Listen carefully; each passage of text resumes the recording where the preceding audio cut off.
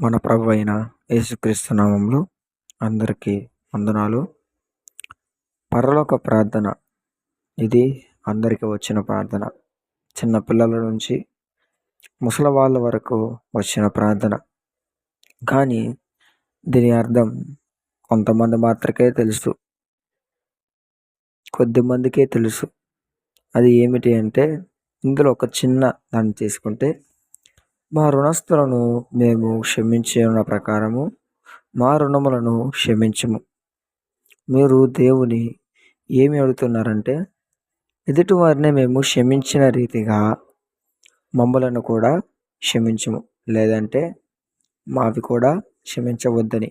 కాబట్టి మీ శత్రువులు చేసిన పని అయినా, మీ కుటుంబస్తులు చేసిన పని అయినా క్షమించండి. అప్పుడు పరలోకపు తండ్రి నిన్ను క్షమించును. ఒకవేళ మీరు మనుష్యుల అపరాధములను, దోషములను, పాపములను మీరు క్షమింపకపోయిన యెడల మీ యొక్క పాపములను కూడా మీ తండ్రి క్షమించడు. కాబట్టి మీరు క్షమించండి. ప్రసంగి గారు ఒక మాట అంటారు, ఏమిటంటే, నీవు దేవుని మందిరమునకు పోవునప్పుడు నీ ప్రవర్తన జాగ్రత్తగా చూచుకొనుము. నీవు దేవుని సన్నిధి అనాలోచనగా పలుకుటకు నీ హృదయమును త్వరపడనీయకుము. నీ నోటిని కార్చుకొనుము. ఏది పడితే అది మాట్లాడటానికి నీకు అర్హత లేదు. ప్రార్థనలో కూర్చొని పరలోక ప్రార్థనలో నీవు అంటావు, మేము మా యొక్క దోషములను, మా యొక్క సహోదరుల దోషములను, మా ఎదుటివారి దోషములను, పాపములను మేము క్షమించినట్లు మావి కూడా క్షమించము అంటారు. లేకపోతే వద్దు అంటే, మీరు అడుగుతుంది ఏంటంటే, ఒకవేళ మేము క్షమిస్తేనే వాళ్ళని క్షమించండి, లేదంటే వద్దని. కాబట్టి మీరు ఒక్కసారి ఆలోచించి, మీరు ఎవరెవరిని క్షమించారో లేదో క్షమించి మీ క్షమాపణ దేవునికి అప్పగించుకొని మిమ్మల్ని క్షమించమని అడగండి. అప్పుడు దేవుడు క్షమిస్తాడు. ఈ ఒక్క మాట గుర్తుపెట్టుకోండి. ఎప్పుడైనా సరే దేవుని ముందు మాట్లాడేటప్పుడు ఒక మాట గుర్తుపెట్టుకోండి. దేవుడు ఆకాశం ముందు ఉన్నది, నీవు భూమి మీద ఉన్నావు కావున నీ మాటలు కొద్దిగా ఉండవలను.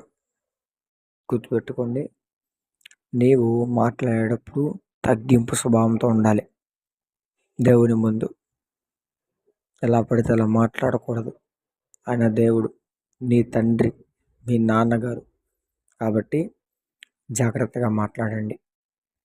పరలోకపు ప్రార్థన చేసేటప్పుడు జాగ్రత్తగా చేయండి. మీరు ఒకవేళ ఎవరైనా క్షమించకపోతే వెంటనే క్షమించండి.